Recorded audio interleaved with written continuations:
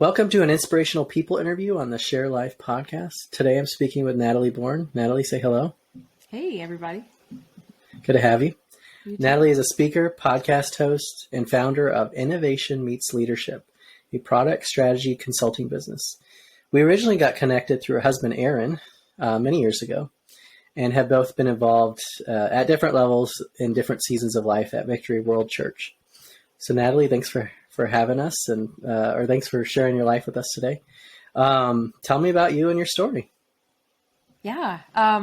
Thanks for having me, Jason. This is fun. And like you said, we have a long history because, my husband, Aaron, and everything like that. I would say, for me, my story probably took off in high school as I was trying to figure out, what do I want to do with my life? And I think many people have that kind of crossroad. And for me, Where are you from?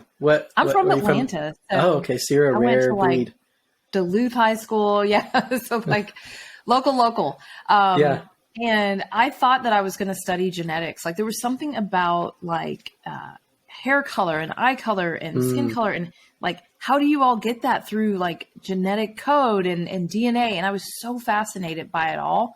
And then something interesting happened. I got accepted into AP Bio and then almost failed out of it. And I was like, okay, so obviously this is not going to be my You path. like it, but maybe not enough. Right. So then I was like, okay, well, what can I do? What am I interested in? If it's clear I'm not good at this, what am I interested in? And that actually led me down a number of classes in the area of business. And so that is kind of what sparked my whole journey, was just not being good at one thing and being like, okay, that's one thing we can check off the list. And that launched me into something that I'm really super passionate about, which is helping people launch big ideas, which I absolutely love. Yeah, that's cool. No, I can relate. I went to college for 3D animation, and I realized in retrospect that I love animation and I did it. But in terms of being the technical person, that wasn't what I wanted to do. And so it would have been much better to have taken a business course. So how do you end up, launching this business that helps bring big ideas to life? How does that intersect there? Yeah, that's a great question because, what ended up happening in my world is, went to college, actually went to Georgia State my first year. I'll be super honest. I didn't love the hugeness of all the vastness of all the classes and some other reasons. I ended up transferring to a really small private school called Oglethorpe University here in Atlanta. And I finished up the last 3 years of my career there. But what was so interesting about that is, 19 years of age, that school was super expensive. I had to work. So I went out and got a near full-time job working it was called headhunter.net at the time. They later got bought by careerbuilder.com. But what was cool about it was I got the opportunity to have a real job at the age of 19, right? So most kids are at college partying. I'm working. I'm going to work. So at a very early age, I just learned work ethic and how to build in integrity to your work. And what does it look like? What ends up happening to people at work when they don't have integrity? You're getting to see all these things before your eyes as a 19-year-old. And so originally I thought, I'll stay in this role until I graduate from college. But after I graduated, they offered me. So I went from answering, calls in the customer service team to becoming an account manager. Then a year later, I'm doing training and development. So all the people we're hiring, I'm training them. And then a year after that, project manager. And then a year after that, I on a whim, went to this interview and said, hey, I don't even know if I'm a good fit for this job or not, but here's my background, here's my experience. And I ended up getting the job in product development. And then that's what took off for me, was getting to spend, the bulk of my career helping to launch ideas, launch products, help take something from an idea all the way through to a full-blown product that's making money. And so that's kind of where I got my anchor in loving just the world of product development and helping people flesh out their ideas, but then taking that idea from 0 to 60 and figuring out how do we bring this into the market. Yeah. So yeah, it's interesting. So you mentioned a couple things. so you've been in a lot of different roles, which is giving you a lot of different types of experiences. How do you relate to how those helped you at a strategic level? How does being a project manager, an account manager, and all these different roles, how does that help you be a better strategic visionary? Yeah, that's a great question. So, it's interesting. One of the things that I find really important, just even in the innovation space that I work in, is empathy. Like, empathy is so important. And knowing how to empathize with who you're building it for will help you build a product for them, not for you. And I think that going through all those different roles help build empathy. It's I always joke with my husband, and we talk about how, like, anyone growing up should have to work in the restaurant industry so they can, when they come in for a meal, right, they can have empathy for their server and empathy for the people that work there. And I think that that's kind of at the heart of the work that I do. Is we can't build anything until we understand who we're building it for. So part of that empathy is also just having empathy for your customer, your buyer, whoever you're working with, and then backing into, all right, how do we build that for them? So every role I took on gave me empathy, like answering customer service calls and like someone's yelling at you, right? That just gives me daily life empathy, right? When I have to call customer service for something. Yeah. I think all of these things just shape you, and they give you different vantage points in the organization. And so I think true strategists know not only how to build the strategy, but they know exactly how it impacts the front line and the people that they're building that strategy for. And so that's such an important part of when you build a strategy. You can't just build it and disappear. You have to see it through, and you have to see how it impacts all the way down to the frontline person that has to see that strategy out. Yeah. And I think the word I'm hearing from you that you're not explicitly saying is sustainability. Because if you don't have that empathy, you could certainly come with a plan and you could execute that plan and you could burn through people, but is that really sustainable? Is that what I'm hearing? That's spot on. So it's not a very nice way to say it, but in the corporate world, we always say, did you implement a solution? And you might have gotten it done and gotten it out there, but there's a trail of dead bodies behind you. Essentially what it means is, hey, we ran over a ton of people in order to get it done, but you got it done. And so that form of business is going away.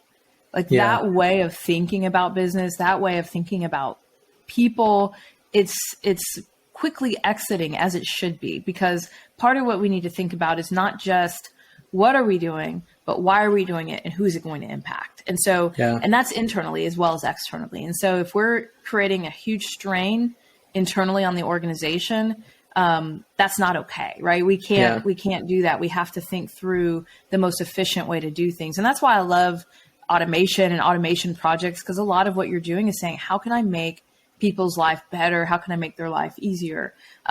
One of the roles that I was in as a project manager before I moved to product development is we would actually outsource to West Indies and Nevis. And it was such a great project because it was a win-win. Like, we were taking functions away from the teams that didn't want to do those functions because they felt like they were just too like mindless, like, hey, I'm just clicking things. And we brought it to a country that was really excited about getting to work on something new and something they'd never seen before. And so it wasn't the type of outsourcing where it's like, your job's gone, it's moving here. It was the type of outsourcing where it's like, hey, okay, great.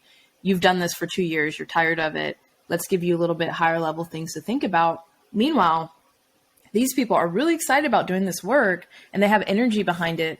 So let's make it a win-win to where everybody can get kind of the benefits of what they're looking for out of the situation. Yeah. So I have this might be a little controversial, but I'd be curious if you think more women in the workforce is going to help us have more empathy. Yeah, I don't think that's controversial. I mean, I personally think that men are wired a certain way, and I think women are wired a certain way. And they're wired in ways that they're complementary to each other. I think oftentimes we try to pit men and women against each other, not realizing that an original design, the way we were designed by God, was to complement one another. So in the areas, and I'll use my husband as an example, in the areas where he is awesome, I'm terrible.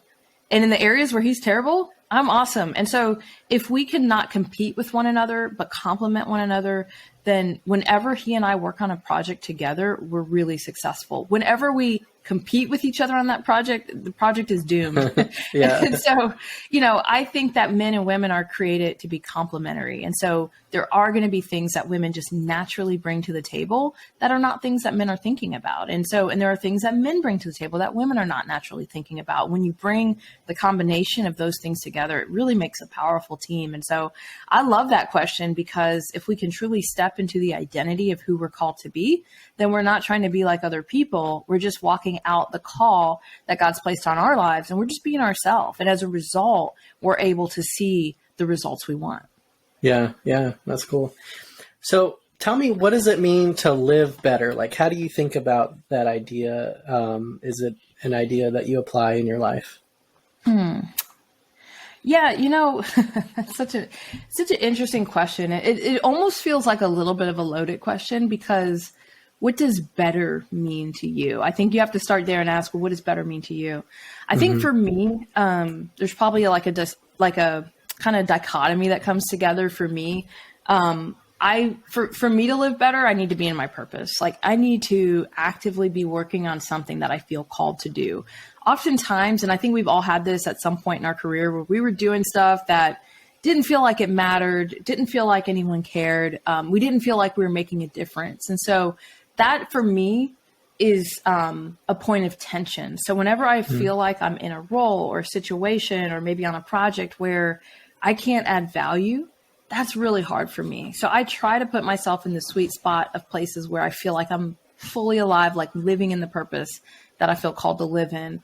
And then along with that is passion. Like, I have to be passionate about what I'm doing. Like, if I'm not passionate about what I'm doing, forget about it. Right. So that passion really fuels me. And so how I know if I'm passionate or not is I usually just get out of the bed in the morning. Like, I just feet on the ground, I'm ready to go. Motivated. In seasons where I'm not passionate, I can tell, because I struggle to get my feet out of the ground, put them on the floor and say, let's do this. And so that's really a meter for me that I'm always looking at to say, like, am I in my sweet spot? Am I in my calling? And then the third one is peace. Like, as I get older, the more peace matters to me. And that's really, you can look at that more of like even cultural peace, right? Like, how do you have peace in the culture that you're in? So am I in an environment that's highly political? Or am I in an environment where there's open innovation, open ideation, the ability to pitch your ideas, to feel heard, to feel seen? So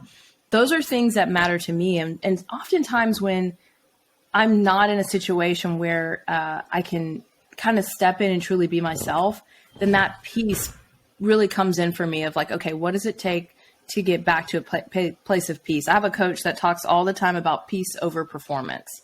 Yeah. And so she talks about how we have a peace self and a performance self. And oftentimes, especially as Americans, we can get into this thing of like performance, right? Where it's like, well, to get accolades, to get attention, to get money, to get title, like we're always trying to perform for something.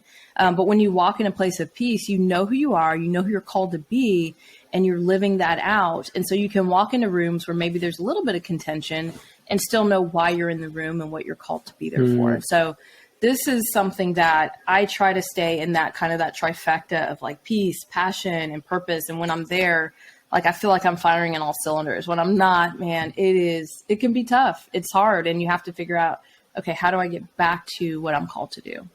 Yeah. So how do you navigate the tension between, you mentioned being in your purpose and the motivation, and sometimes not having that motivation. So what happens when you are living in your purpose and you're doing something that matters, but you actually don't feel it? The feeling doesn't come with it. How do you navigate those moments or seasons? Yeah, no, and that's good, because we all have those seasons where maybe like you can look at it and say, I'm in my purpose, but this is not a great season, right? Like something about this season is tough. And so I think part of what we have to ask is, and I love, this is kind of the way I love looking at just work in general as well, is I always ask myself, is this a learning season or an earning season? Like sometimes some of the goals that I have, I need to earn in order to accomplish things. And so sometimes I just have to knuckle through it and get it done. And I know it's not like the end all be all, but I have to ask, like, do I still have my integrity? Do I still have some of these other areas I care about? And so maybe it's an earning season and I'm really trying to accomplish some goals. Sometimes it's a learning season, and those can be good or bad things. Like sometimes we're learning and it's really hard and it kind of stinks and it's not enjoyable. And sometimes we're learning and we're like sponging it up and we're growing and it's amazing. And so I can remember a season like that for me. It was right around when the economic crash happened in 2008. And I was working in a role that I loved. I mean, I absolutely loved it. I was kicking butt and taking names, at least I thought so. And then the economic crash happened and all of our roles got moved around. And I got moved to a role that I didn't want to be in. Like I didn't ask to be in there. Nobody asked me. They didn't talk to me. They just moved me. And I was devastated. Like I was like, why would you do this to me? It's like you just, took my feet out from underneath me. And I remember going to a friend of mine and saying, hey, can we just grab a coffee? I'm really struggling. And I remember he slid this John Maxwell, The Crucible worksheet over to me and asked me to just fill it out. So I was sitting there and I was filling it out, filled out the front and back. And after I was done, I looked up and said, all right. And then he said this, and I will never forget this. He said, Natalie, you've been at this company for too long. You've created an amazing, just name for yourself. And in the last several months, I see you ruining that with your attitude. He's like, if you want something, you need to go after it. What is it that you want to do? If you can't figure it out here, then you need to leave, because it would be better for you to leave and not tarnish who you've been the last several years than it would be to stay and slowly degrade the you that we all know through your bad attitude. Yeah. And in that moment, I was like, man, I really am mad at you right now. That was so rude. How could you say that to me? But as I started to think about it, I was like, he's right. So I'm at a crossroads. What am I going to do? I'm either going to change my perspective on the situation I'm in, or I need to leave. And so what I decided to do was change my perspective. So I actually took a couple weeks, thought about what he said, did a bunch of research. And my issue was I wasn't really being utilized. Like they weren't utilizing me even close to my full capacity. I did a bunch of research, put it all together, marched into the CIO's office, and I slid it across his table. And I said, this is what I want to work on. And I said, here's why, here's where I can think I can make an impact. Here's what I think I could be doing. You guys aren't utilizing me. It's a waste of your time. It's a waste of my time. You either need to utilize me or we need to part ways. And he said, I'll give you one better. And he partnered me with one of the fastest growing departments within the company.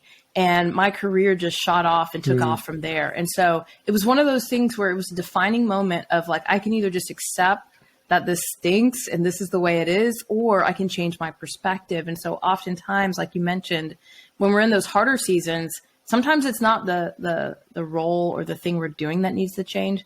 Sometimes it's our perspective and the way we're looking at it that needs to change. Yeah. Yeah. There's a lot of layers to that. I guess one of them is kind of interesting is for whatever reason you couldn't get there, you needed an intervention. So what do you think about that idea of intervention? And it kind of ties into your comment about peace a little bit in terms of the tension of like an intervention is kind of like kind of breaking the peace, but it's for a greater peace, right? Yeah, it is for a greater peace. And I think what's so difficult is even as I think about like today in society, I feel like now in society, a conversation like that would be a lot harder because most people don't want to hear the truth. And so most people don't want you to tell them anything negative. They don't want you to expose their blind spots.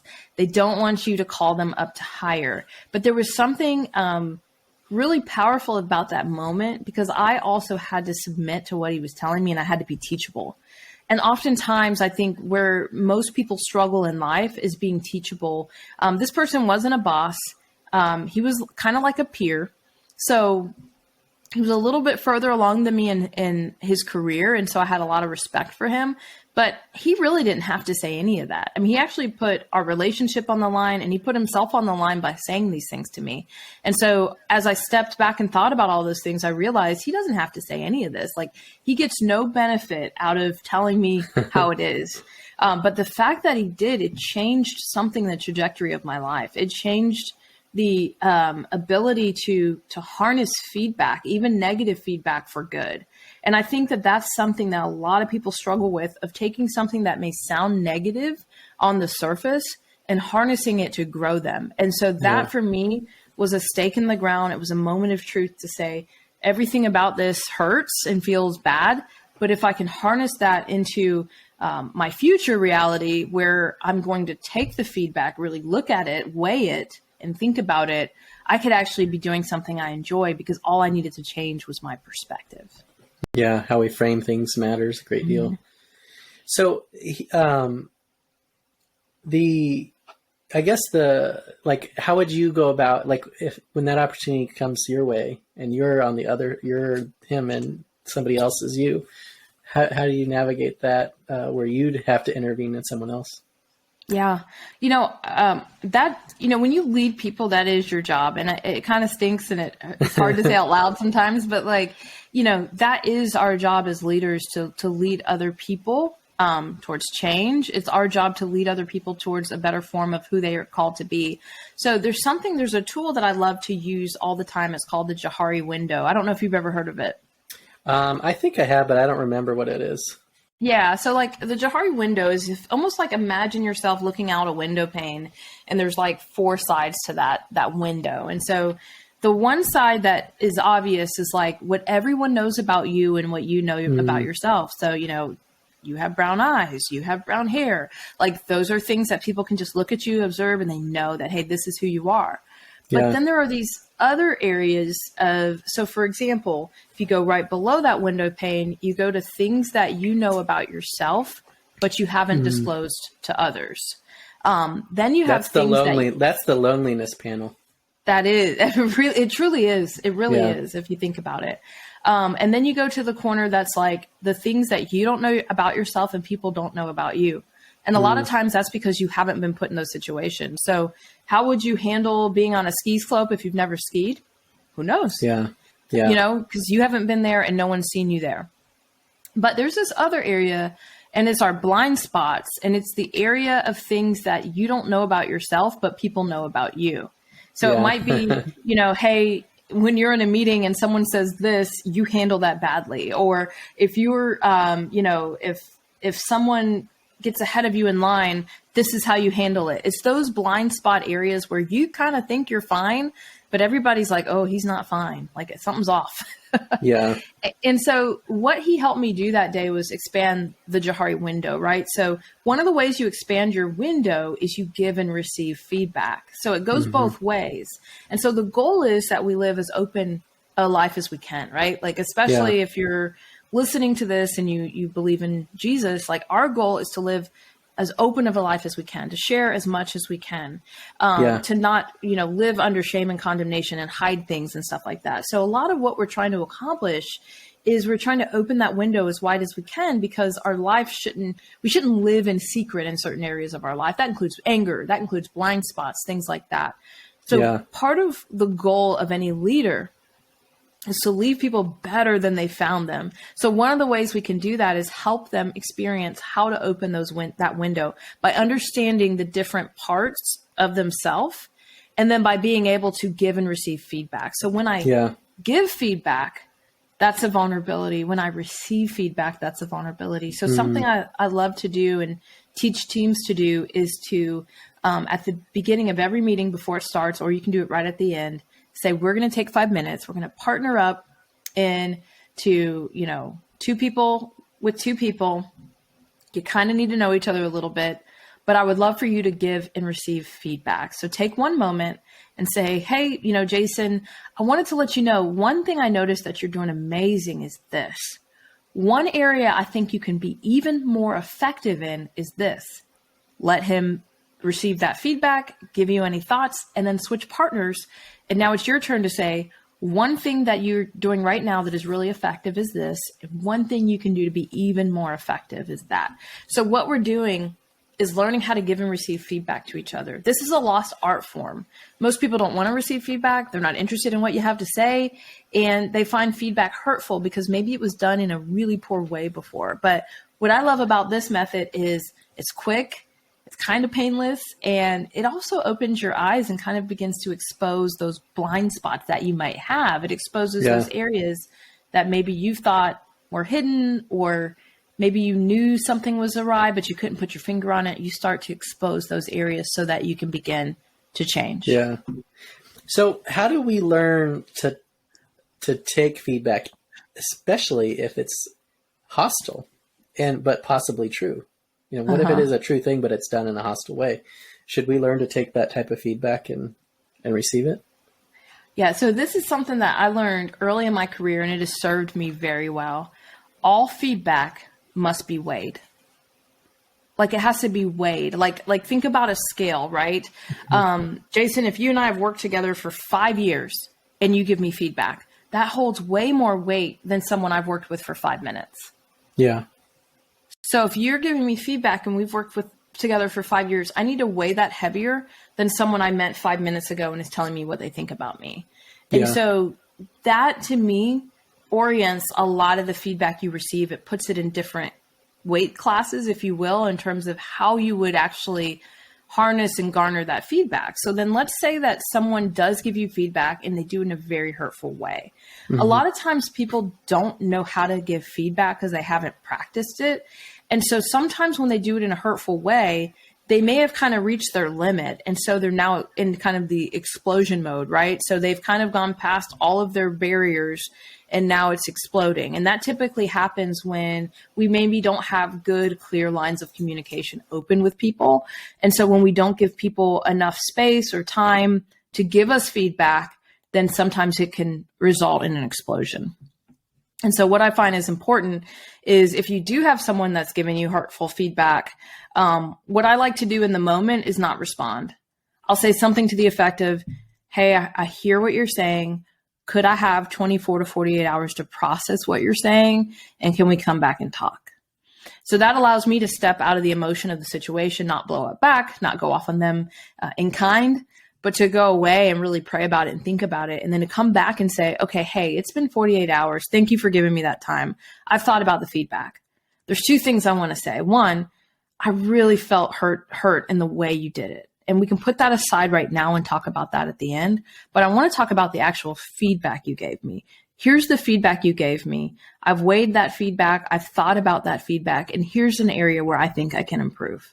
Here's what that could look like. And then once we clear that up, I'll say, now, hey, I want to talk to you about the way that you provided that feedback. That really hurt.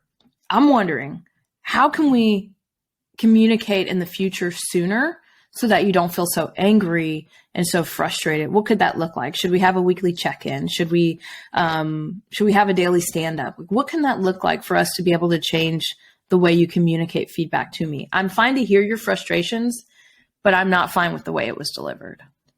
So what does it mean to you to work smarter? So, So working smarter, I think, is one of those things where a lot of people, it sounds great, right? It's a great mantra, but how do you actually put that into work? And I think what's hard about that question is the closer you are, the harder it is to see how to work smarter on something. And so I can remember I have an executive coach, and I was talking to her at the beginning of last year, and I was just lamenting about how busy I was, and I'm doing this and that and the other. And she said this phrase to me that was so funny.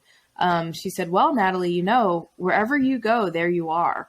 And I think it was a call to step back and say, okay, so no matter where I go, I take on a lot. I have a high level of responsibility. So I put a lot on my plate. And then it was stepping back and saying, but what do I need to take off in order to be more effective? What are things I'm involved in that I don't need to be involved in, that somebody else is more than capable of running with and doing? And honestly, they might even do it way better than me if I'll just step out of the way. Yeah. And so I think part of working smarter is asking yourself that question constantly. And I love, Kat Cole has this thing called the hot shot rule. I don't know if you ever heard of this, but she talks about, hey, what if a hot shot was to come in, you were to get fired, and they're doing your job tomorrow. What are the 3 things that they're going to change in your organization and what you do? How are they going to look at your business or whatever you run and look at that and say, oh, these 3 things need to change. They said, if you can step back in that way and do that in your own leadership and in your own business, then you start to realize all the areas that you've been just allowing to kind of push you around that you need to actually step up and do something different with. So I love that because it just orients you on like, oh yeah, if I was to step into this today, what are the 3 things I would call out that need to be changed? Well, then why don't I go change those? And so for me personally, that was letting the smart people do their job and stepping back and doing what only I can do so that they can do what only they can do. So let's talk about mentoring. You've kind of already mentioned it in terms of the intervention we talked about earlier and ways that it's played a role, but let's dive into that deeper. Like, what do you think about mentoring? How does it play a role in your life? Yeah. So I think you always have formal and informal mentors. Like when I think about that moment with the guy that helped me in that season, that was an informal mentor. It was just somebody that I asked to come alongside me, help me. I'm trying to figure out a specific situation. We can also have situational mentors, right? Where, you may have a friend that mentors you in the area of parenting, but you would never ask them about finances or something like that. So you may have mentors for certain. I'd be curious about that because I've been kind of thinking about the idea of trust. And I think sometimes we sort of use it in a universal sense. Do I trust you or not trust you? But I think it may actually be more helpful to go, well, I trust you in this way, and I probably don't trust you in these ways. That's and right. It seems like that's kind of what you're saying there. Yeah. I mean, like you would never trust your dad to fly a plane because he's not a pilot unless your dad is a pilot. But, it's one of those things where unless the person you're talking to is a pilot, you wouldn't trust them to fly a plane. And so oftentimes we think if you're not great with your checkbook or your finances, then I can't trust you in any other area versus saying, no, you're not great with your finances, but you're an amazing parent. And I see the way that you interact with your kids. I see how awesome that is. And I want to learn more from you in that area. I've had friends who tried to give me advice that have filed bankruptcy several times. Well, guess what? I'm not going to listen to your financial advice. But if you want to talk to me in an area where you do have authority to give advice, I'm super open to listening and hearing that. So I think a lot of it is understanding not only with ourselves, but with others, like where do you have the authority to speak? There's an awesome woman that we follow each other on Instagram, and she's a baker, and she's like, do you coach businesses? I'm like, I don't. I wouldn't even know where to start to help you coach a baking business. But my background's in technology and innovation and large enterprise scale and things like that. So where it comes to helping you figure out how to launch and get off the ground your baking business, I'm not your person. Well, I'd love to figure out if I know your person, but I'm not your person. So I think goes both ways, right? Not only do we need to recognize the skill set that is in others or is not, so we know where to get advice from, but we need to know that about ourselves too, because we don't want to lead someone astray and give them the wrong perspective or the wrong advice. And so that has been something really important for me that I think I've learned over the years of like, where does my voice need to give weight to and where do I need to be silent? And I think that's an important thing because a lot of times we all feel like we always have to have an answer to everything that's asked of us. And sometimes like that's not a topic I need to lend my voice to because I may not know enough about that topic to do so. Yeah. So how do you figure out how to discern when to speak and when to be quiet? That's a good question. Yeah, that's a great question. I mean, I think that discernment comes 1 through experience, but 2 through that wheelhouse that we talked about. So oftentimes, like let's say I'm talking to somebody and they're kind of unfolding a plan or path that they're going down. I have to first ask myself, have I ever been where they've been? Have I been ahead of where they've been? If I've been ahead of where they've been or I've been where they've been, then I think it's appropriate for me to ask them if they're interested in what I have to say. And I think that's so important because oftentimes we just kind of like put our opinions upon people like, hey, well, here's what I think you should do. And they're like, well, I didn't really ask. I just wanted you to listen. And so I need to ask them, hey, what role would you like me to play in this conversation? Do you want me to listen? Do you want to just have like an ear that can just hear what you're saying? You just need to bounce some things off. Do you want me to be a listening partner?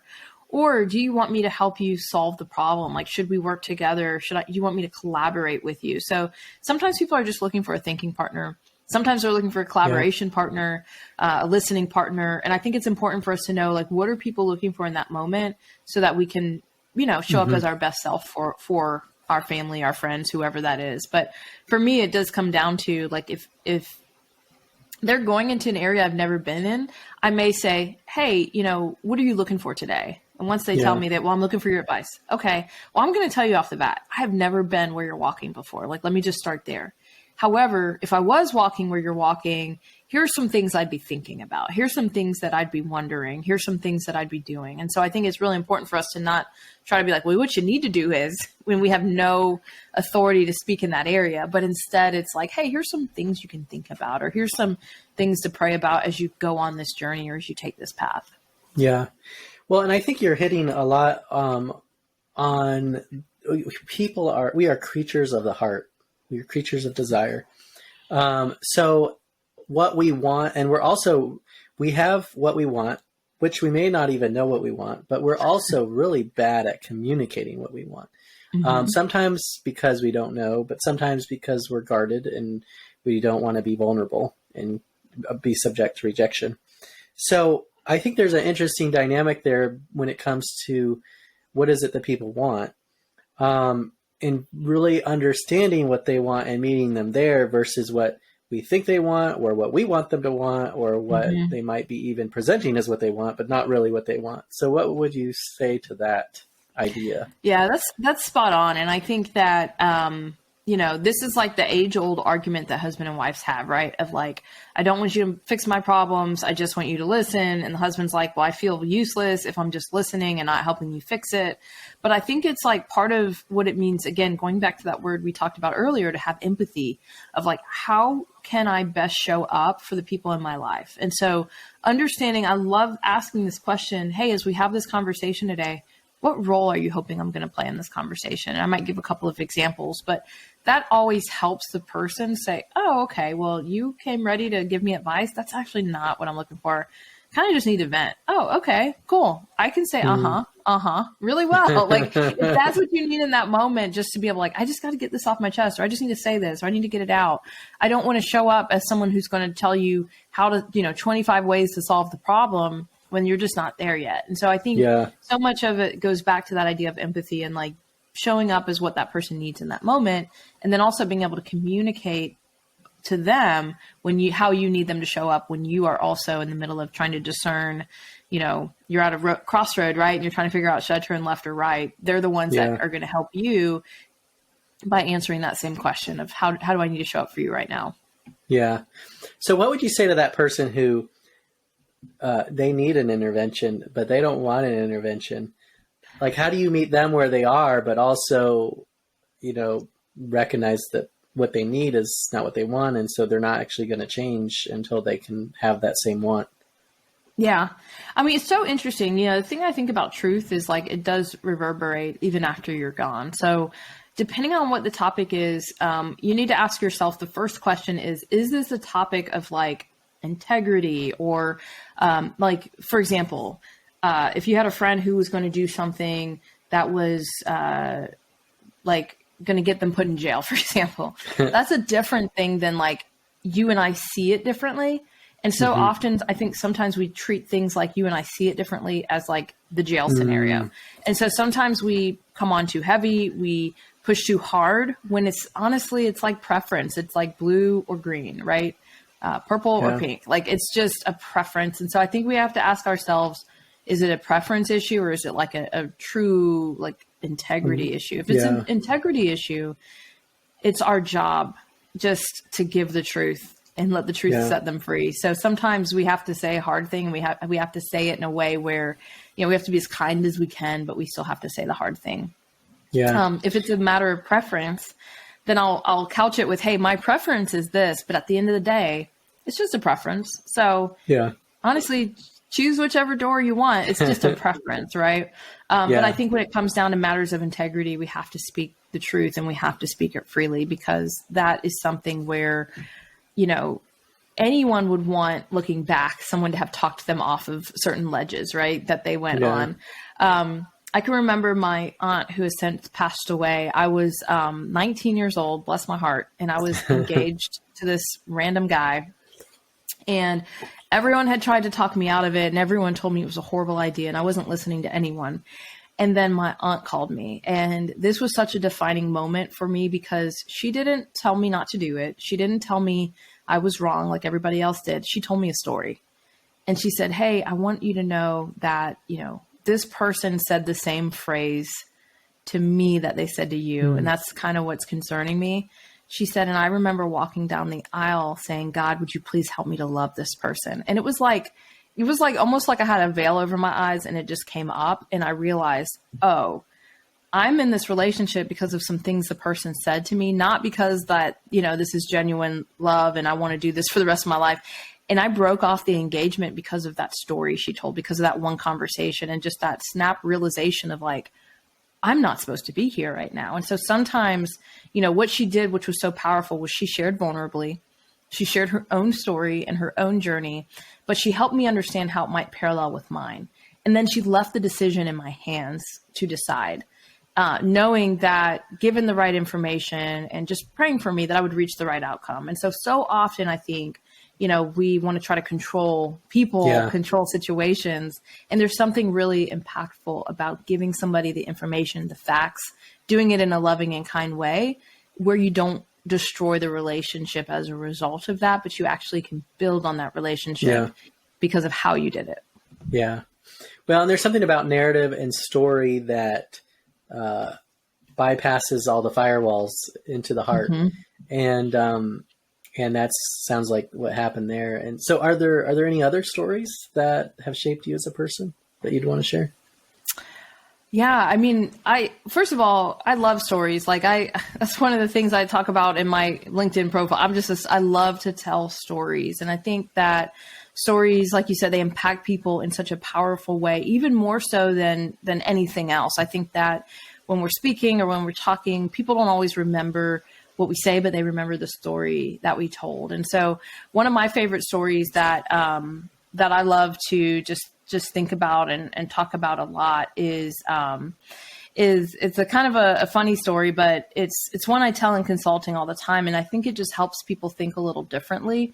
And it's about this, and I'll tell it really quick, but it's about this company, and they're trying to solve this problem. They've had this problem for a really long time, and they're trying to figure out how to solve it. And they've hired all the best consultants and all the smartest people, and they've spent a ton of money, and they still can't solve the problem.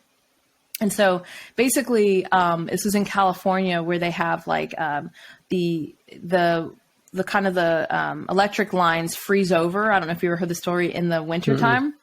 And so they couldn't figure out how to solve the problem. So kind of last ditch effort, they brought their team into the room, and they split them up into groups, and they said, okay, we're going to try to solve this problem. It's costing us a lot of money. It's bringing lines down.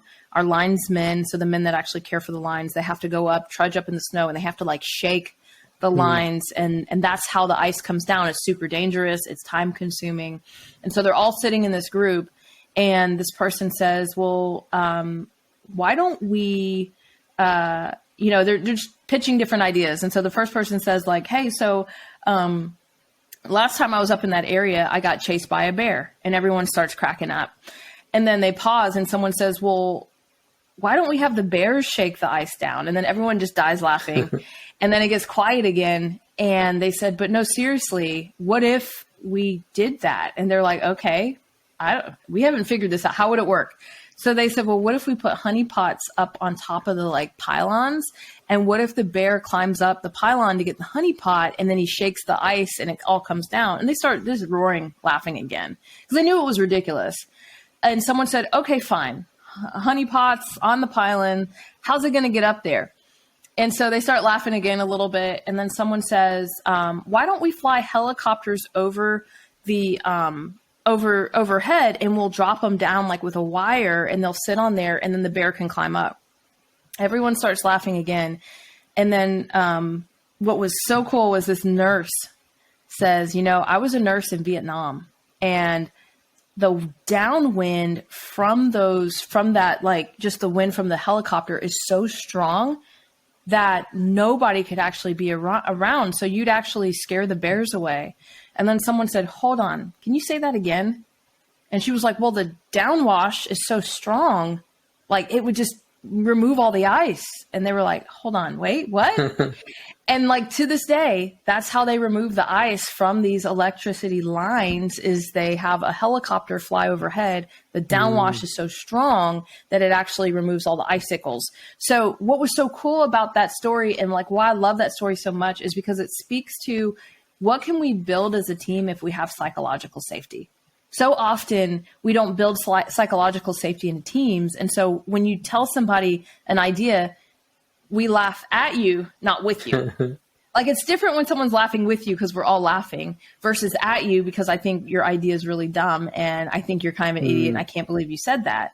Which what that does is it shuts innovation down. It shuts everything down. And then you don't want to continue to participate because you'll be deemed a fool, right? But when we have psychological safety, what ends up happening is we start to build on ideas, even if they're weird, even if they're odd, even if they're crazy. And then eventually we get to something that was a real solution, because so often the human psyche works where we have to get the dumb idea out so we can get to the brilliant idea. And if we don't feel free to get the dumb idea out, we'll never get to the brilliant idea. Somebody always says, oh, that's stupid. That's dumb. What are you talking about? Bears? Gosh, why are you even in this room?